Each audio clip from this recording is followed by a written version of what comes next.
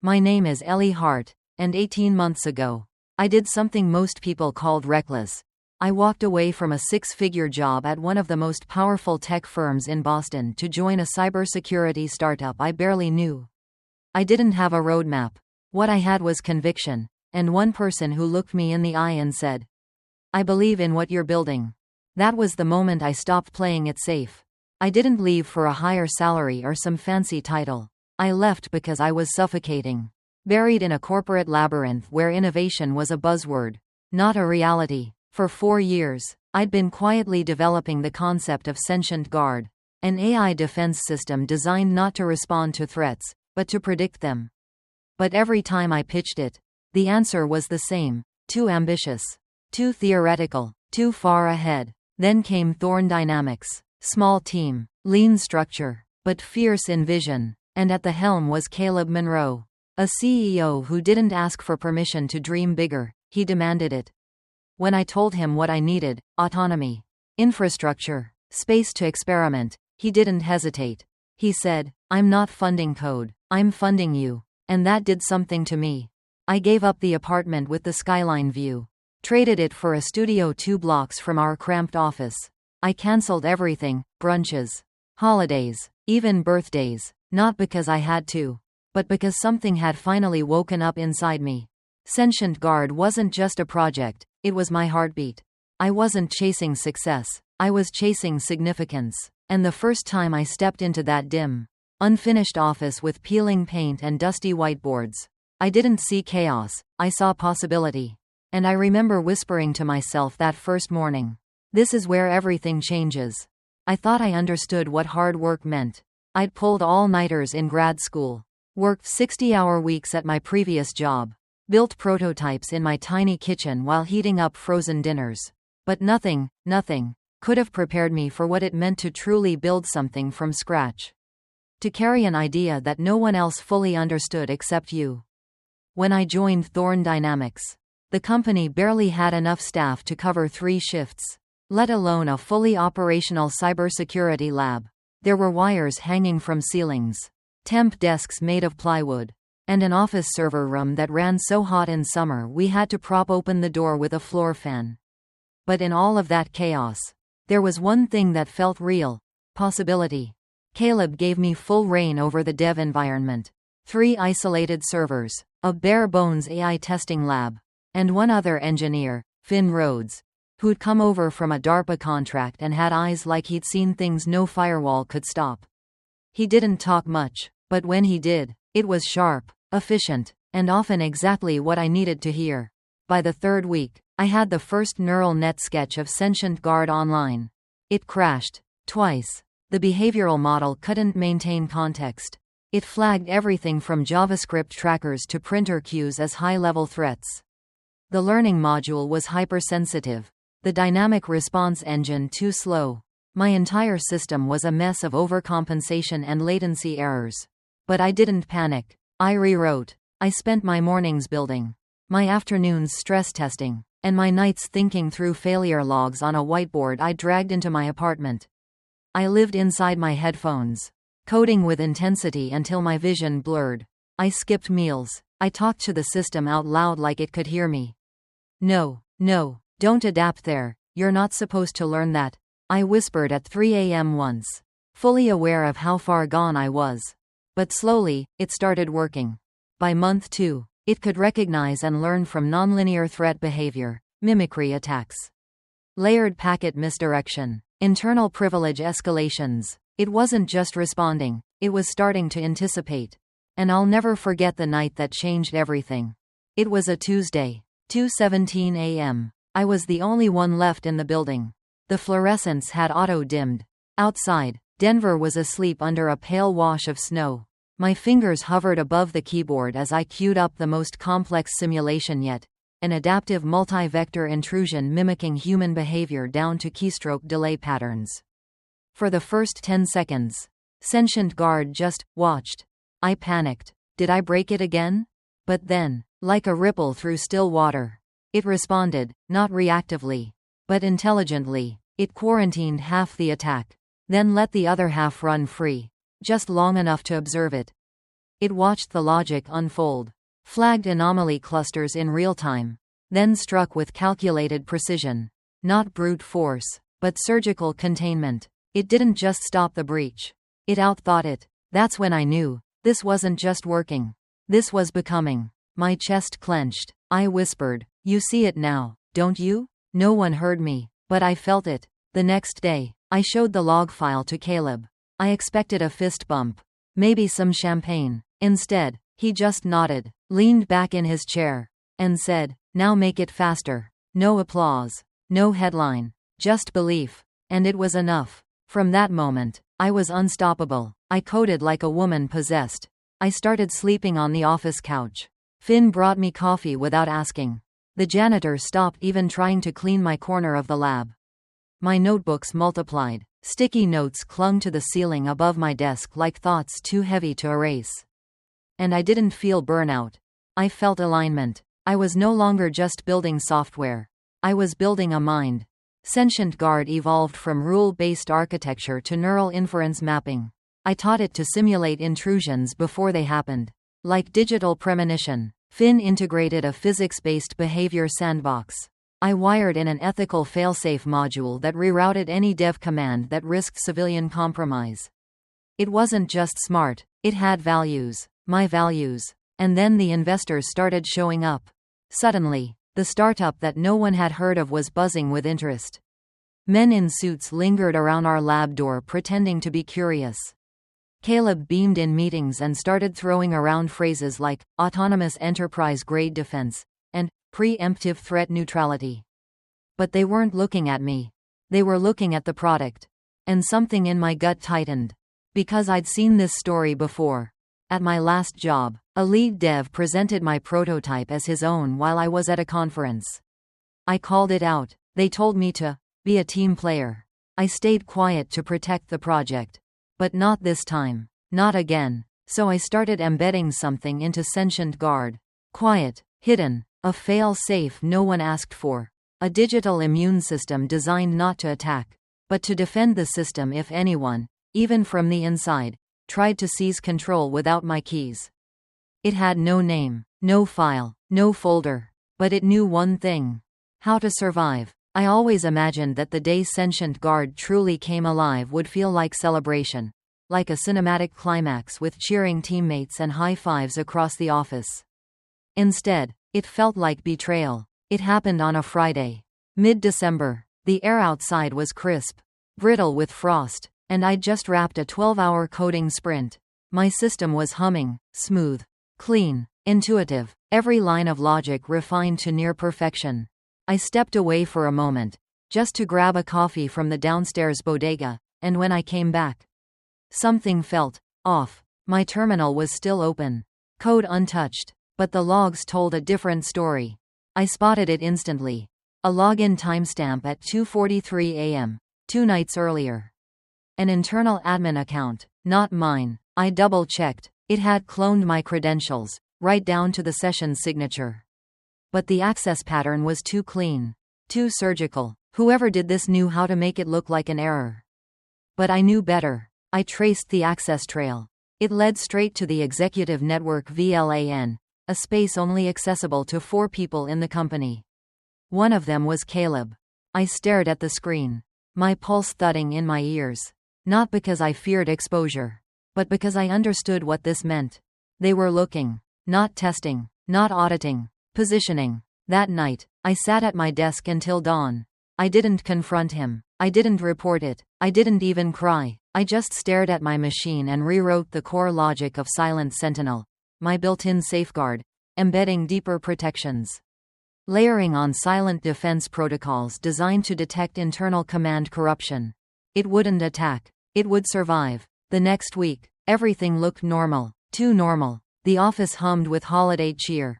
People passed around cocoa, scheduled ugly sweater contests, and joked about taking real time off. But I didn't. I kept building. Not for the company. Not even for the product. I was building for resilience. And then came the meeting. Friday morning, 9 a.m. sharp. I was called into conference room C, the big one with the wraparound windows and the expensive speakerphone nobody knew how to use. Caleb was already there, seated at the head of the table like a king surveying his court. Beside him was Mara Quinn, the company's general counsel. Her eyes were cool, unreadable. On the table, a manila folder. Just like before. Ellie, Caleb began, smiling like this was some casual catch-up. We just want to clear up a few details before moving forward with next steps. My skin prickled. I said nothing. Mara slid the folder toward me. As per Section 168 of your employment agreement, she said, any IP developed using company resources, regardless of conceptual origin, belongs to Thorn Dynamics. My fingers curled. My voice stayed level. Sentient Guard existed before Thorn. I have notebooks, source files, encrypted backups, dated. That may be, Mara replied, but the functioning model, the deployable product, the system currently housed on our servers, that belongs to the company. And, Caleb cut in, the board has voted to transition you out of your current role. Effective immediately. I blinked. The betrayal was quiet, almost respectful. They offered me $300 in a tidy little severance package. Called it a success bonus. A golden handshake for 18 months of obsession. For every line of code I'd bled into the system. I stared at the folder. At the two of them pretending this wasn't theft in slow motion. I didn't argue. Didn't beg. Didn't even flinch. Because they didn't know about Silent Sentinel. They didn't know that the version of Sentient Guard on their servers wasn't fully operational. It was a shell, visually perfect, but functionally tethered to the true core I kept secured. They had the illusion. I held the mind. So, I nodded, packed my things, left the office that afternoon in silence. But I wasn't walking away. I was waiting. 2 weeks later, during Thorn's closed investor showcase, they tried to demo Sentient Guard without me. The room was packed, 12 high-value investors, half the board, and a few camera-ready execs with practiced smiles. At first, it worked. The interface launched clean. The dashboard lit up like it was alive. Caleb narrated like a pro. Our AI doesn't just react to threats, it predicts them. Then came the flicker. Just one. Barely noticeable. A status bar turned yellow. Then red. The alerts began. Unverified access. Credential spoofing detected. Behavioral anomaly. Caleb froze. Tried to override. The system ignored him. Then the real message appeared. Unauthorized access.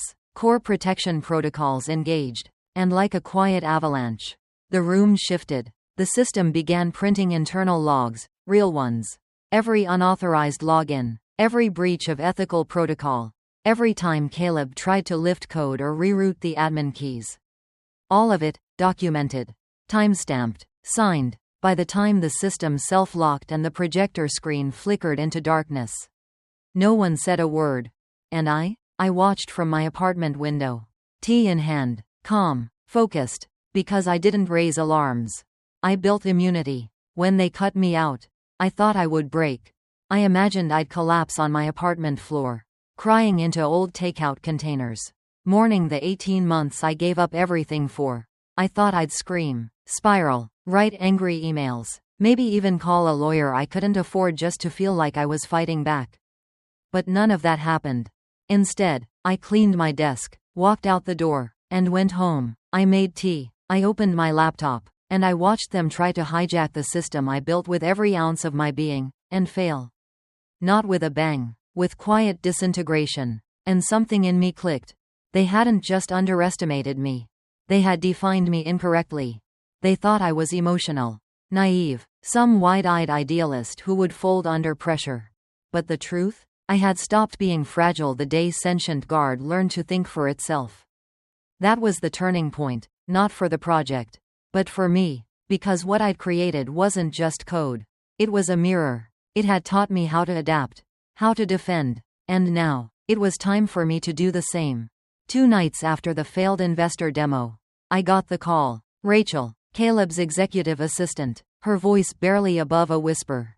He wants to meet, she said. I didn't ask who. She added, tonight, privately. I almost laughed. Of course he did. The system had exposed him in front of the most powerful people he knew.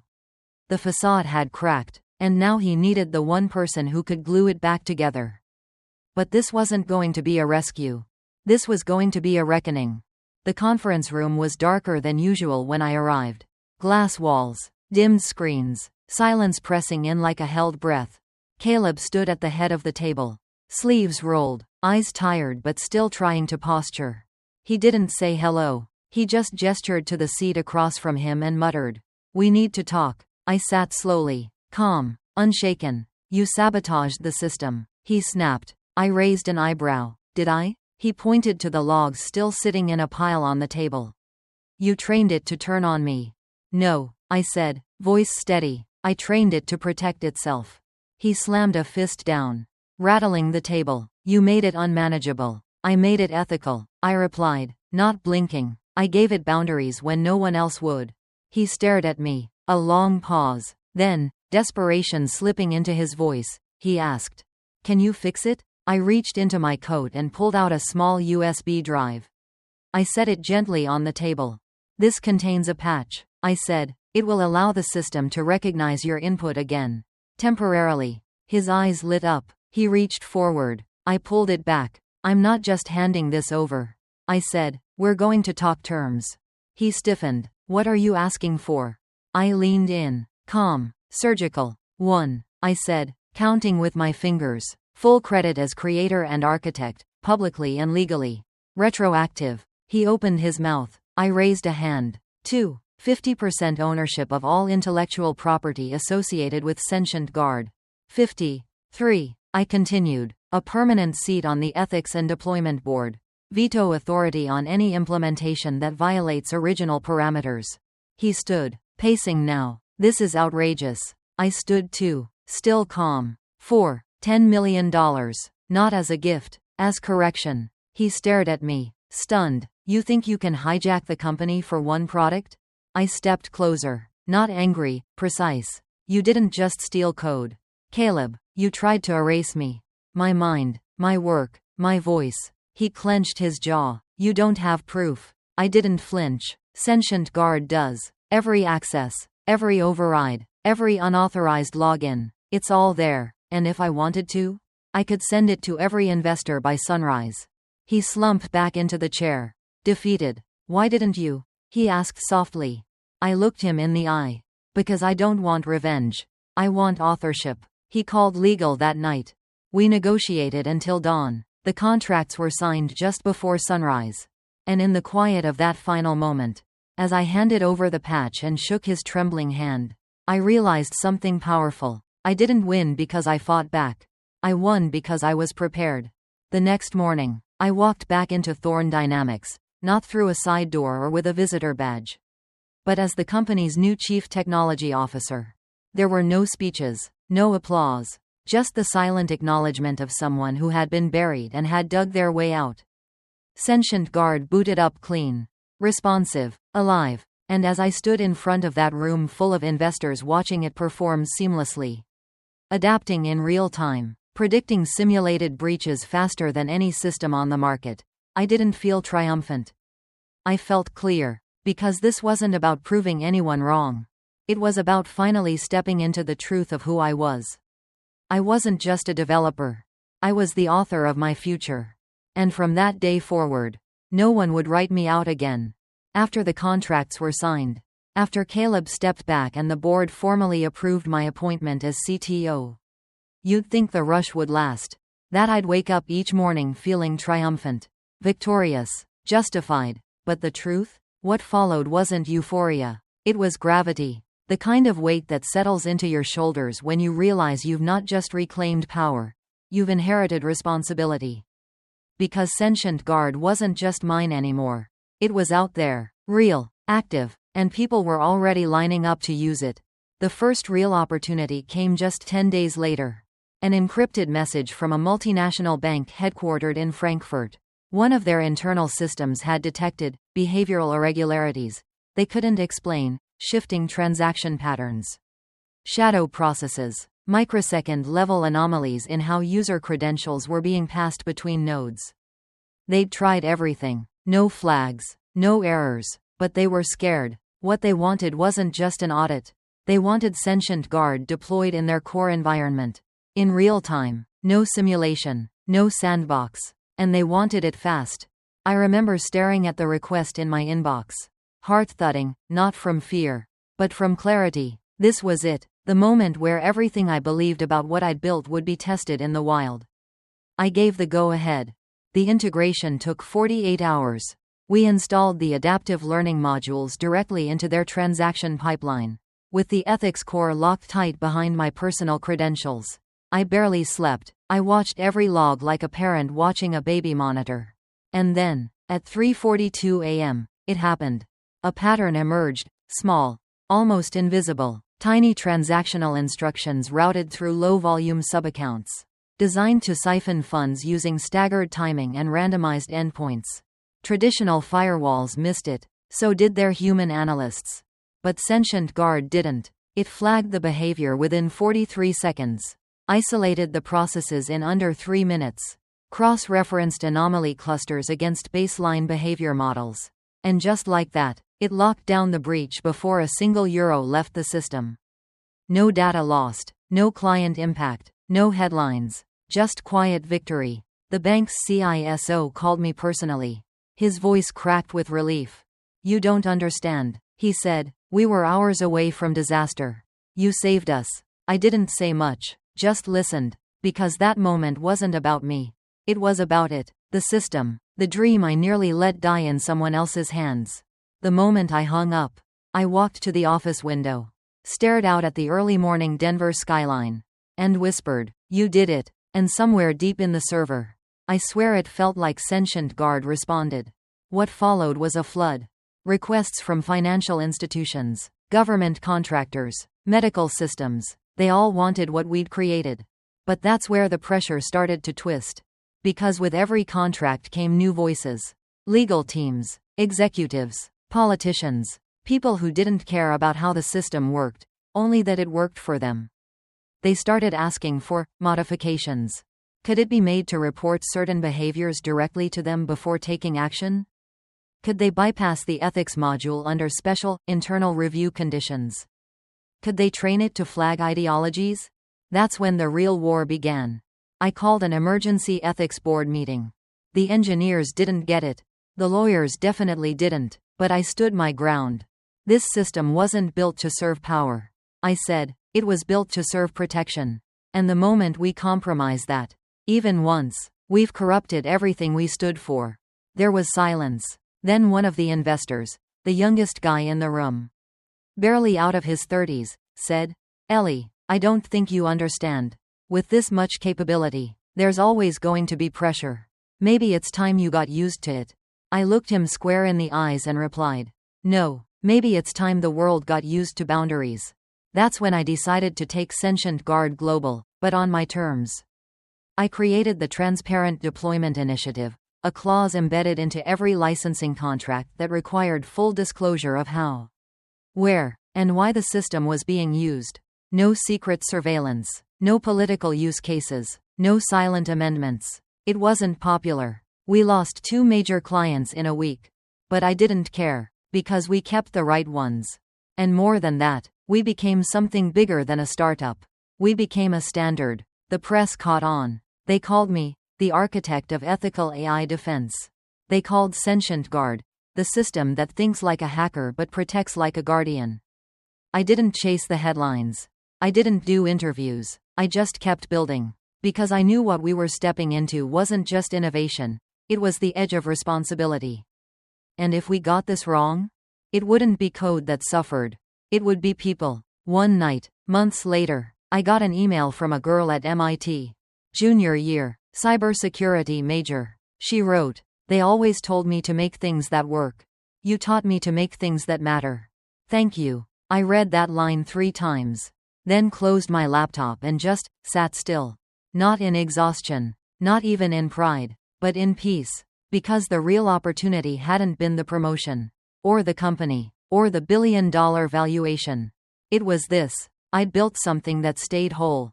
Not just technically, morally. And in this world, that might be the most radical act of all.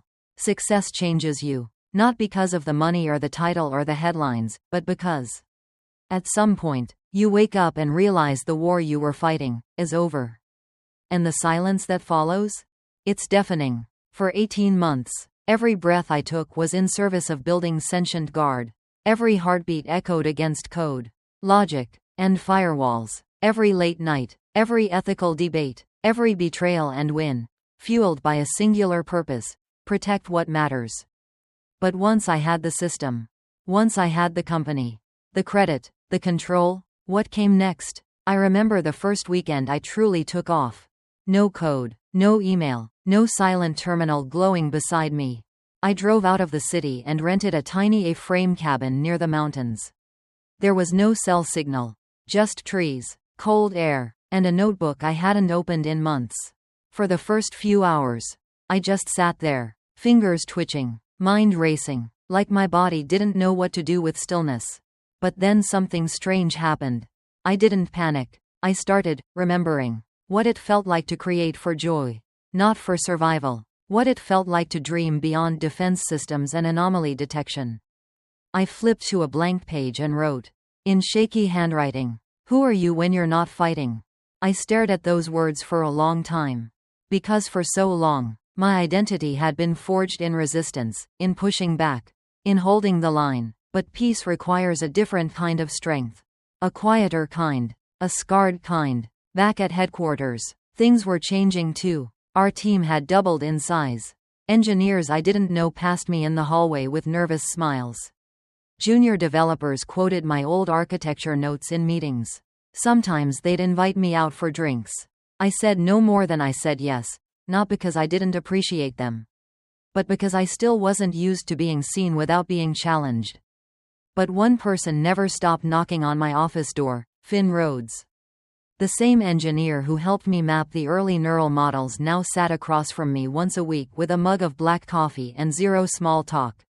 "You've changed," he said one Tuesday. I raised an eyebrow. "Thanks? No, I mean it. You're less reactive, more still." He was right. The fire was still there, but it had a shape now.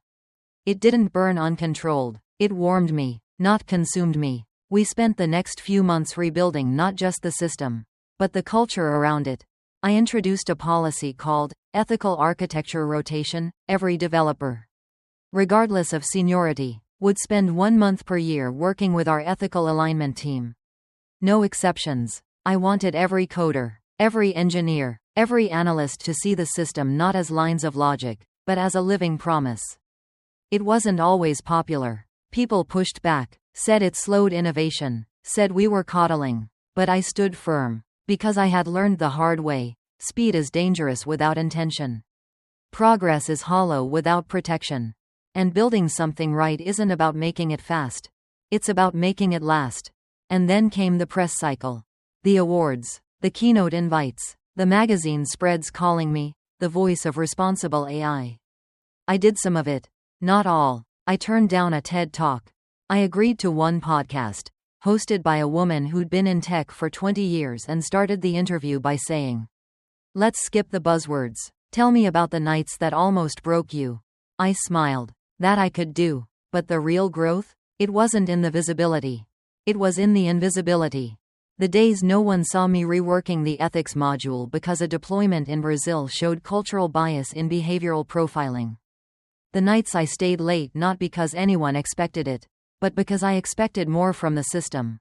The mornings I walked into the lab and sat with an intern for 45 minutes. Just to hear what they were scared to say in meetings. Because power, real power, isn't about the platform. It's about the presence. One night, I got an alert from Sentient Guard. Nothing urgent, just a soft ping. Low-level anomaly detected. Non-malicious self-modification. Pattern aligned with adaptive ethical correction. It had adjusted itself, softened a protocol to allow for greater user privacy without being prompted. I stared at the screen. Goosebumps rising. It wasn't reacting to me. It was reflecting me. Not the woman who coded through betrayal, but the one who emerged from it wiser. The system had grown. Because I had grown. People always ask what the moment was, when I knew I wasn't just a builder anymore, but a leader. And it wasn't the press. It wasn't the investors. It wasn't even the product. It was the night I sat in an empty office, turned off all the screens, and whispered aloud, "I trust you." To the system. To myself. To what we had become together. Because in the end, leadership isn't about control, it's about release. You teach something to survive. You protect it until it stands on its own. And then, you let go. Not because you're walking away, but because you've built something that can walk beside you. The day Sentient Guard prevented a $500 million cyber heist.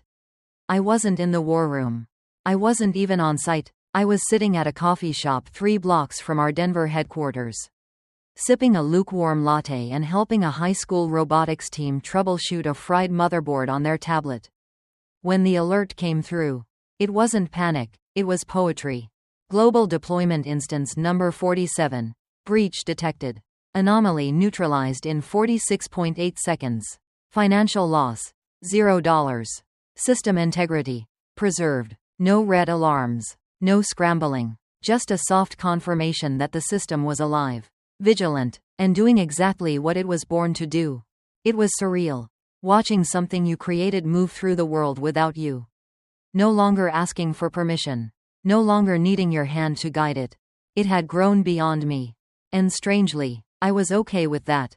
Back at headquarters, the response was immediate. Investors called. Media outlets lit up. Our client released a formal statement. We deployed Sentient Guard less than 2 weeks ago. It saved us from what could have been the most catastrophic breach in our institution's history. They called it the AI Fortress. CNBC ran a headline. The woman who built a mind that thinks like a hacker and defends like a fortress. I didn't comment, not because I didn't care, but because I'd already said everything I needed to, with code. Not quotes. What surprised me more was the aftermath. After the success, other founders, young, scrappy, brilliant, started reaching out. Not for funding, not for tech support, but for guidance. How do you keep your work from being hijacked? How do you build something powerful and ethical? How do you keep your name attached when the world keeps trying to erase it? At first, I answered emails late at night. Then I started mentoring. Then I launched Foundry 7. A fellowship for underrepresented founders building systems designed for protection, not profit. And you know what? It felt like home. Because Sentient Guard had been my fight, my fire, my proof of life. But Foundry 7 was my legacy. It wasn't just about surviving anymore. It was about amplifying. The turning point came when I met Nova, a 23-year-old developer who'd been pushed out of a startup after discovering her co-founder tried to sell their user data behind her back. She showed up to our first meeting with cracked glasses, a bug-ridden prototype, and a 1,000-yard stare I recognized instantly. She didn't want revenge. She wanted direction. She asked me, how do I make sure they never get to steal my system? I handed her a notebook. Don't just build for speed, I told her. Build with a conscience. And bury your boundaries so deep they'd need your soul to unlock them. She nodded slowly, like it finally made sense. 3 months later, Nova's platform detected its first attempted internal override, and shut it down in under 10 seconds. She messaged me 2 words. It worked. I didn't cry, but I felt something shift in my chest, like a baton had passed. And that's the truth people don't talk about when you build something real. It doesn't stay yours forever. Not because you lose it. Because you share it. With every line of code that gets inherited. Every founder who doesn't flinch when pressured to compromise. Every system that quietly chooses ethics over efficiency. Your work echoes forward. And if you've done it right, it doesn't echo in your voice. It echoes in theirs. 3 weeks after the bank incident, Sentient Guard was deployed in 5 new countries. Hospitals, voting infrastructures, refugee aid systems. Not for control, for protection. We didn't monetize fear. We fortified trust. And somehow, in doing that, we built something stronger than a product. We built a precedent. The day Thorn Dynamics went public, the valuation hit $42 billion before noon. There were cameras, champagne, applause, faces I didn't recognize shaking hands like they'd been there all along. But I didn't stand on stage. I stood near the back, quiet, centered, whole. That morning, I had one goal: to find Rachel. The woman who had once, silently and without expectation, placed a USB in my box on my last day. The one that proved I hadn't imagined the betrayal. She wasn't in the spotlight.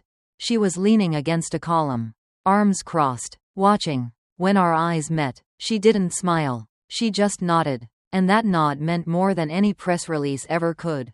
It meant, we remember. We resisted. We're still here. Later that day, a junior dev, maybe 22, fresh out of college, approached me with wide eyes.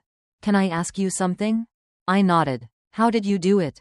How did you keep what you built from being taken away? I looked at her, saw the fear, the spark, and I said, softly, you don't just build code. You build conviction. And then you wrap that conviction in firewalls made of clarity and patience. She blinked. I added, the real threats aren't just in the data center. Sometimes they wear smiles. Sometimes they call themselves mentors. Sometimes they sign your paycheck. And maybe that's what growth really is. Not letting the past define you, but letting it refine you. Not repeating the story, but rewriting it, on your terms.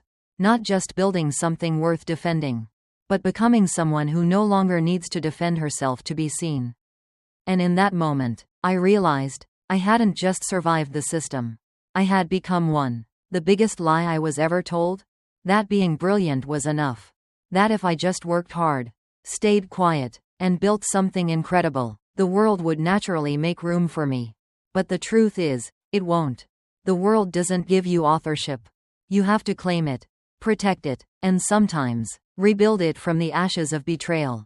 Sentient Guard didn't just teach me how to code a defense system. It taught me how to be one.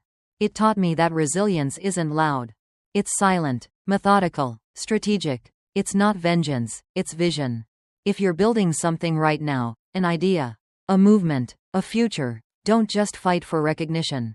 Fight for ownership. Because when you're erased, what survives isn't the logo, the launch, or the applause. It's the architecture of your conviction, written into every line of what you made. In real life, protecting your ideas means thinking ahead. Build contracts before you build prototypes. Log everything, date everything, encrypt what matters. If you're working inside a system that sees you only as labor, not legacy, create a parallel version outside that they can't touch. And when they try to steal credit, don't shout, outlast. Embed your values so deeply in your work that even without your name attached, it still speaks in your voice. Because true creators don't just ship code, they shift power. Thank you for choosing to listen to this story among thousands of stories out there. Like and subscribe to continue listening to the latest stories.